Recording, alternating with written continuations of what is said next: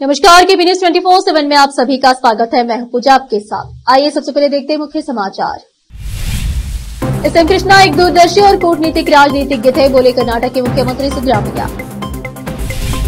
मूडा मामले में मुख्यमंत्री सिद्धरामैया के खिलाफ केस को सीबीआई को ट्रांसफर करने की मांग वाली याचिका पर 19 दिसंबर को होगी सुनवाई।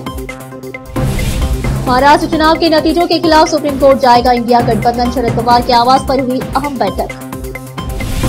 संसदीय कार्य मंत्री किरण रिजिजू ने पीएम मोदी से की मुलाकात और विश्वास प्रस्ताव पर दिया ब्रीफ। 2025 तक मुर्शिदाबाद में बाबरी जैसी मस्जिद का होगा निर्माण, टीएम से विधायक का ऐलान, पार्टी ने किया किनारा।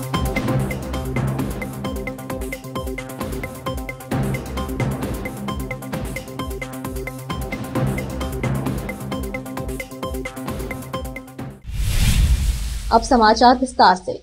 एसएम कृष्णा एक दूरदर्शी राजनीतिज्ञ थे। मुख्यमंत्री सिद्धरामैया ने कहा कि वह लंबे समय तक कर्नाटक और देश की राजनीति से जुड़े रहे। वह एसएम को अंतिम श्रद्धांजलि देने के बाद बोल रहे थे। कृष्णा के सदाशिवनगर स्थित आवास पर जाकर परिवार के प्रति संवेदना व्यक्त की। एसएम कृष्णा जो 6 दशकों से अधिक समय तक सार्वजनिक जीवन में थे, एक सक्षम प्रशासक है। कृष्णा उन कुछ राजनेताओं में से एक है जो विधानसभा, विधान परिषद, लोकसभा और राज्यसभा के सदस्य रहे हैं। मुख्यमंत्री के रूप में 5 साल तक उन्होंने बेंगलुरु को सिंगापुर जैसा बनाने का सपना देखा था, लेकिन उनका सपना पूरा नहीं हुआ। सिद्धरामैया ने कहा कि मुख्यमंत्री के रूप में अपने कार्यकाल के दौरान एसएम कृष्णा ने आईटी क्षेत्र के विकास में बहुत बड़ा योगदान दिया है। अगर आज बेंगलुरु शहर को अंतर्राष्ट्रीय स्तर पर पहचान मिली है, अगर बेंगलुरु शहर को भारत की सिलिकॉन वैली बनाना है, तो एसएम कृष्णा का योगदान बहुत बड़ा है।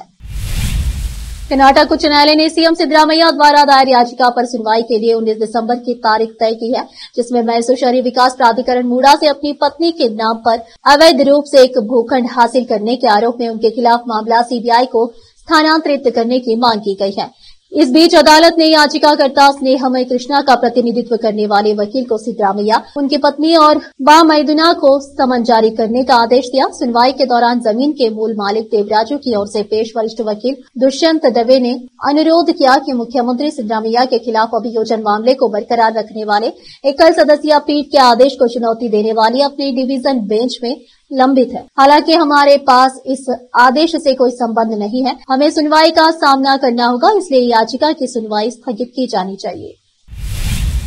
पूर्व सीएम एसएम कृष्णा का निधन हो गया है। कृष्णा के निधन पर कई गणमान्य लोगों ने शोक जताया है। उनके मंत्रिमंडल में मंत्री रहे एच विश्वनाथ ने कृष्णा की शासन शैली के बारे में मीडिया से खुलकर बात की। कृष्णा के काल में लोगों को विश्वास की सरकार दी गई थी, अब भरोसे की भ्रष्ट सरकार है, बस यही अंतर है और कुछ नहीं। हर काल में भ्रष्टाचार था, ऐसे नहीं कि कोई नहीं था, उन्होंने कहा, लेकिन मौजूदा भ्रष्टाचार हद से आगे बढ़ गया है। एसएम कृष्णा अपने कैबिनेट सहयोगियों को खुलकर काम करने देते थे। मैंने उनके मंत्रिमंडल में मंत्री के रूप में भी काम किया, वह उन्हें अच्छे से काम करने को कहते थे। सत्ता एक जिम्मेदारी है, लोकतांत्रिक व्यवस्था में जनता ने हमें जिम्मेदारी दी है, वह शक्ति नहीं है। उन्होंने याद करते हुए कहा कि वह कहा करते थे कि हमें उस जिम्मेदारी को सावधानी पूर्वक निभाना चाहिए। कृष्णा की मृत्यु से मुझे बहुत दुख हुआ है, वह किसी कारणवश भाजपा में शामिल हो गए। मैं इसे खुलकर नहीं कह सकता, मैं उनके बहुत करीब था। करीब 3 महीने पहले मेरी उनसे लंबी बातचीत हुई थी। अपनी बीमारी के बावजूद वे उसी ड्रेस कोड में आए और बात की। उन्हें एक सफेद पोश राजनीतिज्ञ कहा जा सकता है। उन्होंने कहा कि लेकिन वह बहुत अनुशासित और विनम्र व्यक्ति थे। महाराष्ट्र में विधानसभा चुनाव के नतीजों के बाद दिल्ली में एनसीपी एसपी शरद पवार के आवास पर अहम बैठक हुई है। इस बैठक में दिल्ली के पूर्व सीएम और आप के राष्ट्रीय संयोजक अरविंद केजरीवाल और कांग्रेस नेता अभिषेक मनु सिंघवी बैठक समेत कई विपक्षी नेता शामिल हुए। इस बैठक में महाराष्ट्र विधानसभा चुनाव के नतीजों पर चर्चा हुई। इसके बाद गठबंधन के नेताओं ने ये फैसला लिया कि वे सभी इसके खिलाफ सुप्रीम कोर्ट का रुख करेंगे। वहीं इस बैठक में शामिल एनसीपी एसपी पुणे के अध्यक्ष प्रशांत सुदामराव जगताप ने कहा, बैठक में हमने भाजपा के नेतृत्व वाले गठबंधन को जिताने के लिए महाराष्ट्र विधानसभा चुनाव में हुए घोटाले के संबंध में इंडिया गठबंधन के रूप में सुप्रीम कोर्ट में पेश होने का फैसला किया है। महाराष्ट्र में इंडिया गठबंधन के सभी दल अदालत जाएंगे। हमें सुप्रीम कोर्ट पर भरोसा है और हम उम्मीद करते हैं कि सुप्रीम कोर्ट हमारे पक्ष में और घोटाले के खिलाफ फैसला सुनाएगा। संसदीय कार्य मंत्री किरण रिजिजू ने संसद के शीतकालीन सत्र के दौरान पीएम मोदी से मुलाकात की और राज्यसभा के चेयरमैन जगदीप धनखड़ के खिलाफ अविश्वास प्रस्ताव पर ब्रीफ दिया। अब फिलहाल लेते एक छोटा सा ब्रेक।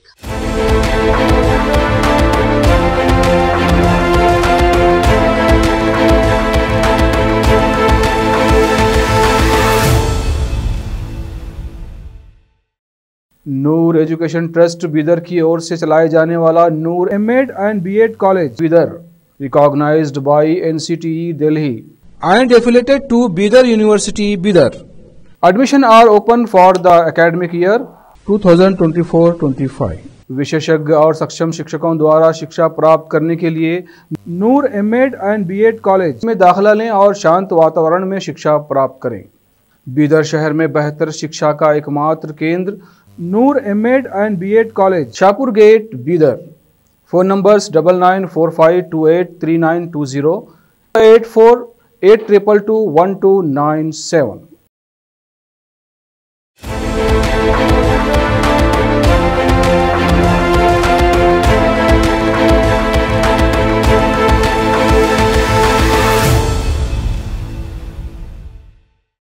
ब्रेक के बाद आपका स्वागत है। आइए देखते हैं देश के अन्य समाचार। पश्चिम बंगाल में तृणमूल कांग्रेस टीएमसी के विधायक हुमायूं कबीर ने मंगलवार को कहा कि वह मुर्शिदाबाद जिले में 2025 तक बाबरी मस्जिद जैसी एक मस्जिद का निर्माण कराएंगे। कबीर के इस बयान की विपक्षी भाजपा और कांग्रेस ने तीखी आलोचना की है। बहरहाल मुख्यमंत्री ममता बनर्जी की अगुवाई वाली तृणमूल ने कबीर के बयान से खुद को अलग कर लिया है। कबीर अक्सर अपनी विवादित टिप्पणियों के कारण सुर्खियों में रहते हैं। कबीर ने संवाददाताओं से कहा कि 2025 तक मुर्शिदाबाद में बाबरी मस्जिद जैसी एक मस्जिद का निर्माण होगा। उन्होंने कहा कि यह परियोजना 1992 में अयोध्या में ध्वस्त की गई ऐतिहासिक मस्जिद को एक श्रद्धांजलि होगी। उन्होंने इसके निर्माण के लिए मुस्लिम समुदाय को एक साथ लाने का संकल्प लिया। मुस्लिम बहुल मुर्शिदाबाद के भरतपुर से विधायक कबीर ने कहा कि मस्जिद राज्य की 34% अल्पसंख्यक आबादी की आकांक्षाओं को दर्शाएगी। उन्होंने कहा कि मस्जिद बेलडांगा में बनेगी। विपक्ष के नेता शुभेंदु अधिकारी ने कहा कि यह राजनीतिक लाभ के लिए समुदायों का ध्रुवीकरण करने का प्रयास है। उन्होंने कहा कि तृणमूल इस तरह के भड़काऊ बयान देकर जानबूझकर आग से खेल रही है। हम मुख्यमंत्री से तत्काल स्पष्टीकरण देने की मांग करते हैं। समाजवादी पार्टी के वरिष्ठ नेता आजम खान ने जेल से एक संदेश भेजा है, जिसके बाद सवाल उठने लगा है कि क्या इंडिया गठबंधन के अंदर क्लेश बढ़ने वाला है। आजम ने अपने संदेश में इंडिया गठबंधन पर मुस्लिमों की अनदेखी करने के आरोप लगाए हैं और कहा है कि इंडिया ब्लॉक को अपनी स्थिति स्पष्ट करना होगी, अन्यथा मुसलमानों के हालात और भविष्य पर विचार करने के लिए मजबूर होना पड़ेगा। आजम खान के मैसेज को समाजवादी पार्टी के रामपुर जिला अध्यक्ष अजय सागर ने पार्टी के लेटरहेड पर जारी किया है। सीतापुर जेल में बंद आजम खान ने कहा कि समाजवादी पार्टी रामपुर में हुए जुल्म और बर्बादी का मुद्दा संसद में उतनी ही मजबूती से उठाया जितना संभल का, क्योंकि रामपुर के सफल तजुर्बे के बाद ही संभल पर आक्रमण हुआ है। रामपुर की बर्बादी पर इंडिया गठबंधन खामोश तमाशाई बना रहा है और मुस्लिम लीडरशिप को मिटाने पर काम करता रहा। इंडिया ब्लॉक को अपनी स्थिति स्पष्ट करना होगा, अन्यथा मुसलमानों के हालात और भविष्य पर विचार करने के लिए मजबूर होना पड़ेगा। आम आदमी पार्टी के वरिष्ठ नेता मनीष सिसोदिया को सुप्रीम कोर्ट से बड़ी राहत मिली है। सुप्रीम कोर्ट ने जमानत की शर्तों ढील दे दी है। अदालत ने हफ्ते में 2 दिन सीबीआई और ईडी जाने की शर्त हटा दी है। हालांकि सुप्रीम कोर्ट ने कहा कि सिसोदिया ट्रायल में नियमित हिस्सा लेते रहेंगे। सुप्रीम कोर्ट ने करप्शन और मनी लॉन्ड्रिंग के मामले में जमानत शर्तों में बदलाव की उनकी मांगों को मंजूरी दी। जमानत की शर्तों के मुताबिक उन्हें हफ्ते में 2 बार जांच एजेंसियों के दफ्तर में हाजिरी लगानी पड़ती है। 22 नवंबर को आरोपी और दिल्ली के पूर्व डिप्टी सीएम मनीष सिसोदिया की याचिका पर सुप्रीम कोर्ट ने नोटिस जारी किया था। सीबीआई और ईडी को नोटिस जारी किया था। सिसोदिया ने ईडी और सीबीआई के मामले में सुप्रीम कोर्ट से दी गई जमानत की शर्तों में बदलाव की मांग की थी। सिसोदिया की ओर से वरिष्ठ वकील एएम सिंघवी ने पक्ष रखा। उन्होंने कहा कि वे एक सम्मानित व्यक्ति है। भारतीय जनता पार्टी के फायरब्रांड नेता गिरिराज सिंह के धुर विरोधी ऑल इंडिया मजलिस इत्तेहादुल मुस्लिमीन के चीफ असदुद्दीन ओवैसी मंगलवार 10 दिसंबर 2024 को अचानक उनके दिल्ली स्थित ऑफिस पहुंच गए। हमेशा एक दूसरे के खिलाफ बयानबाजी करने वाले ओवैसी और गिरिराज सिंह जब मिले तो दोनों के चेहरे पर मुस्कान थी। ओवैसी के गिरिराज सिंह से मिलने पहुंचने के बाद चर्चाओं का बाजार गर्म हो गया है और लोग खूब कमेंट कर रहे हैं। इस मुलाकात की जानकारी की खुद असदुद्दीन ओवैसी ने सोशल मीडिया प्लेटफॉर्म एक्स के जरिए दी और फोटो भी शेयर किया। दोनों नेताओं की मुलाकात की तस्वीरें सामने आने के बाद सोशल मीडिया पर खूब चर्चा हो रही है। केंद्रीय कपड़ा मंत्री गिरिराज सिंह से दिल्ली में उनके ऑफिस में मुलाकात के बारे में जानकारी देते हुए असदुद्दीन ओवैसी ने जानकारी देते हुए बताया कि उनके साथ 10 सदस्यीय प्रतिनिधि मंडल भी गिरिराज सिंह से मुलाकात करने पहुंचा था। असल में ये मुलाकात मालेगांव के पावरलूम उद्योग की समस्याओं के बारे में थी। दरअसल गिरिराज सिंह कपड़ा मंत्री और प्रतिनिधि मंडल ने केंद्रीय कपड़ा मंत्री से मालेगांव दौरे का अनुरोध भी किया। इसके बाद गिरिराज सिंह ने समस्याओं के समाधान का भरोसा भी दिया। अब फिलहाल लेते एक और छोटा सा ब्रेक।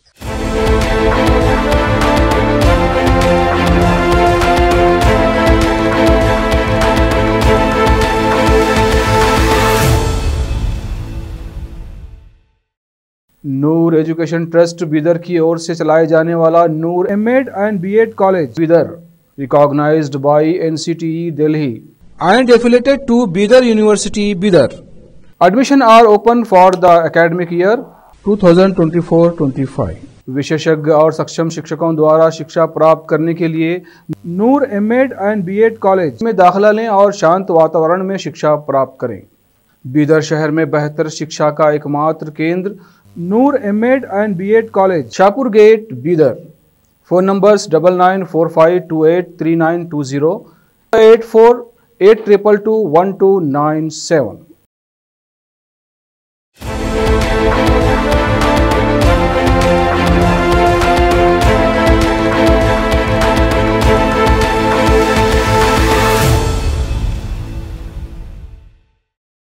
ब्रेक के बाद आपका स्वागत है। आइए देखते हैं देश के अन्य समाचार।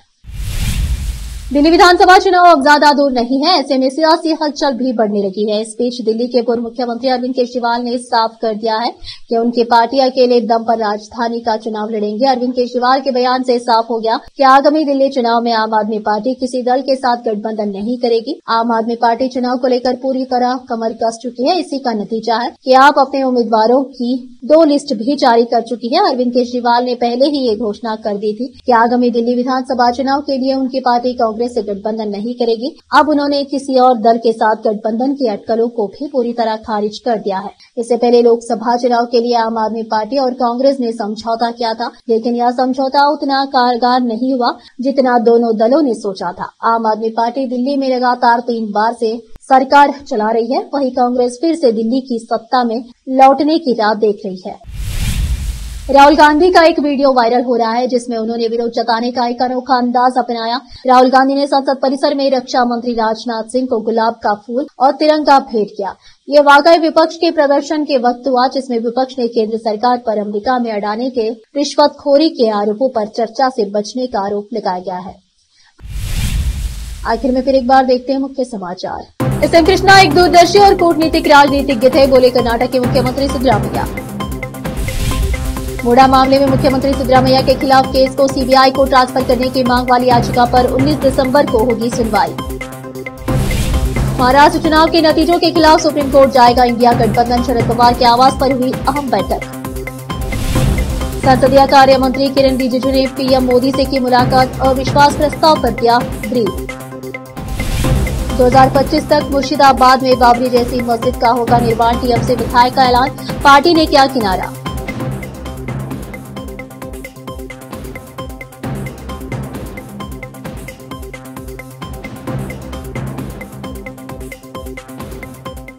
केपी न्यूज में इस वक्त के लिए इतना ही। देश प्रदेश के समाचारों के लिए देखते रहिए आपका अपना चैनल केपी न्यूज 24/7।